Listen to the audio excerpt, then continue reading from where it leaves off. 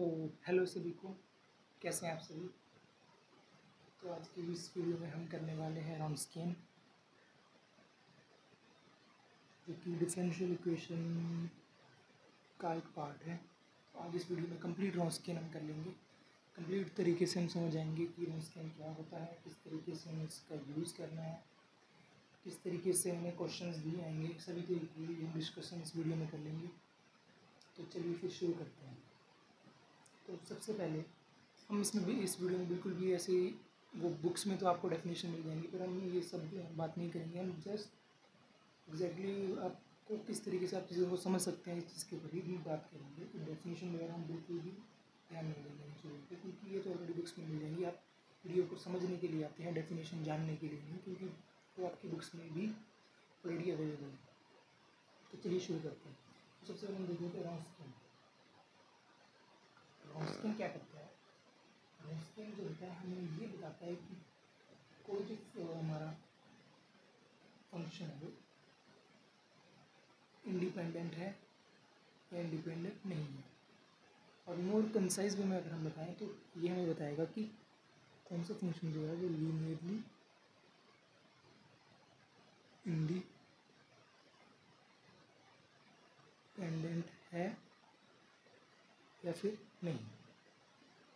ठीक है, तो रॉन्स्कियन हमें ये बताता है। तो इसके लिए एक फार्मूला है रॉन्स्कियन के लिए, उसके बारे में डिस्कशन कर लेते हैं। रॉन्स्कियन का फार्मूला क्या है कि F1 F2 F3, इसका हम करेंगे F1 का डेरिवेटिव, फिर F2 का डेरिवेटिव, फिर F3 का डेरिवेटिव। फिर करेंगे F1 का डबल डेरिवेटिव, फिर F2 का डबल डेरिवेटिव, फिर F3 का डबल डेरिवेटिव।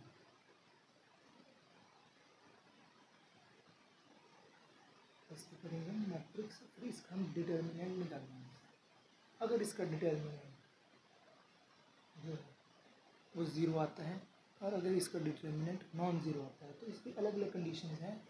वो उसी से हमें पता लग जाएगा कि जो हमारा फंक्शंस दिए हैं, जो हमारे गिवन फंक्शंस हैं, वो क्या इंडिपेंडेंट, लीनियरली इंडिपेंडेंट है या लीनियरली डिपेंडेंट है।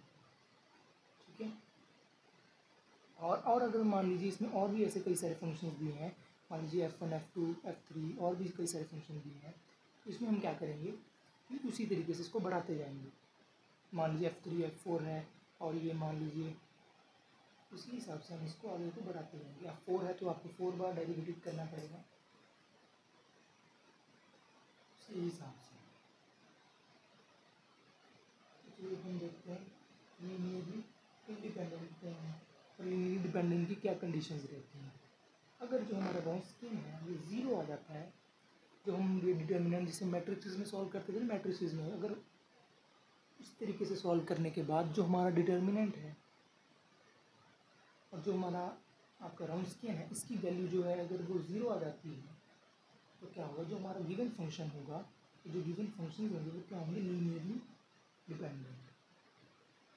आसान भाषा में आपको बताऊं कि अगर हमारा जो रॉन्स्कियन है वो ज़ीरो है, मान लीजिए कोई ज़ीरो है, किसी चीज़ की वैल्यू ज़ीरो है, तो किसी वो जो आदमी को जो ज़ीरो है, एग्जाम्पल लीजिए कि कोई आदमी ज़ीरो है, जीवन में कुछ भी नहीं कर रहा है, वो किसी और के ऊपर ही डिपेंड होगा। इस तरीके से आप याद रख सकते हैं कि जो आदमी ज़ीरो होता है उसे दूसरों के ऊपर ही डिपेंडेंट रहना पड़ता है। इसी तरीके से हम इसको याद रखेंगे कि जो अगर रॉन्स्कियन ज़ीरो है तो किसी और पर डिपेंडेंट है। ठीक है, इस तरीके से हम समझ लेंगे कि अगर ओमेगा ज़ीरो है तो डिपेंडेंट होगा, और ओमेगा अगर नॉट इक्वल टू ज़ीरो है तो इसका उल्टा बिल्कुल लीनियरली इंडिपेंडेंट होगा। आशा करता है कि क्लियर हुआ होगा। तो जो मेन कंसेप्ट था वो उसका यही है। हम एक अगर मैं आपको एक एग्जांपल बताऊं कि किस तरीके से हमें इसे अप्लाई करना है, तो फॉर से कि एफ जो हमारा F1 दिया है वो x दिया है, F1 उसमें F1 x जो x दिया है, F2 x हमारे पास x क्यूब दिया है, और F3 x हमारे पास x4 दिया है। हम इसे किस तरीके से सॉल्व करेंगे, जी मैं आपको डायरेक्ट बता रहा हूँ आपको किस तरीके से सॉल्व करना है। सबसे पहले F1 x का आप डेरिवेटिव करेंगे। इसे हम एग्जैक्ट लिख लेते हैं यहाँ पे, इसे हम x लिख देंगे, इसे x क्यूब लिख देंगे, इसे x4 लिख देंगे। ठीक है, और x का डेरिवेटिव करेंगे हम। x का डेरिवेटिव हमारे पास क्या मिलता है, 1। और 1 का एक और बार अगर हम डबल डेरिवेटिव करेंगे तो वन का डेरिवेटिव क्या निकलेगा, 0। एक्स क्यूब का हमें पता है डेरिवेटिव क्या होता है, 3x² और 3x² का जब डेरिवेटिव करेंगे तो हमारे पास 6x, एक्स की पावर 4 यानी इसका हो जाएगा 4x³, ये इसका हो जाएगा 12x²। मैं आपको फॉर्मूला बता देता हूँ किस फॉर्मूले का यूज़ किया, एक्स की power n is equal to n x n minus one. ये आपने पढ़ा होगा 11th में भी 12th में भी। इस तरीके से हम इसे सॉल्व करेंगे।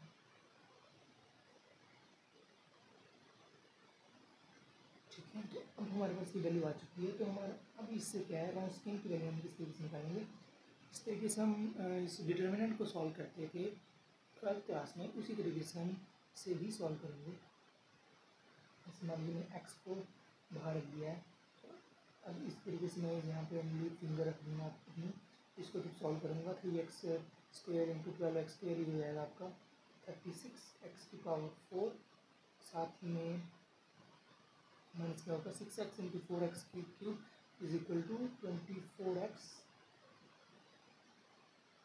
पावर 4। ठीक है, ये है ये आपको पता है, ये वाली टर्म, ये वाली टर्म, ये वाली टर्म, ये वाली टर्म, ये सब इन सब में क्या लगता है, माइनस लगता है। इसके पीछे रीज़न ये होता है कि ऑड जो इनको वैल्यूज आती हैं AIJ करके ऑड प्लेस पर। ठीक है, तो हम इसको यहाँ पे फिंगर रखेंगे अपनी, ऐसे करके फिंगर रखेंगे यहाँ पे, तो इस इसको सॉल्व करके क्या आ जाएगा हमारे पास, ऐसे 12x² इंटू x³ हो जाएगा हमारे पास, माइनस का 1 बार 12x की पावर 5 माइनस, हम इस तरीके से करेंगे, इसको सॉल्व करेंगे तो ये क्या हो जाएगा 6x की पावर 5। ठीक है, हम इसको सॉल्व करेंगे तो ये हो जाएगा आपके पास 36x4 माइनस 24x4 हो जाएगा आपके पास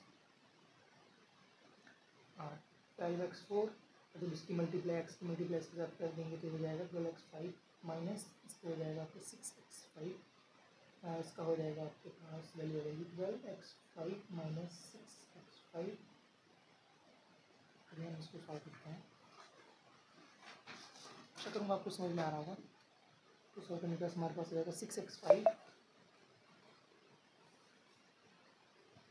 और हम चेक करते हैं 6x5 क्या हमारा 0 के इक्वल आया, जी नहीं, 0 के इक्वल नहीं आया।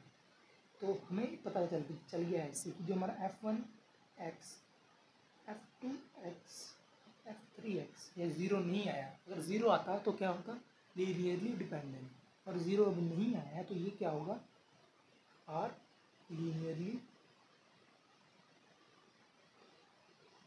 इंडिपेंडेंट। आशा करूँगा आपको ये वीडियो अच्छी लगी होगी, तो प्लीज़ सब्सक्राइब भी कर लीजिए, अपने दोस्तों के साथ शेयर कर लीजिए। Thank you.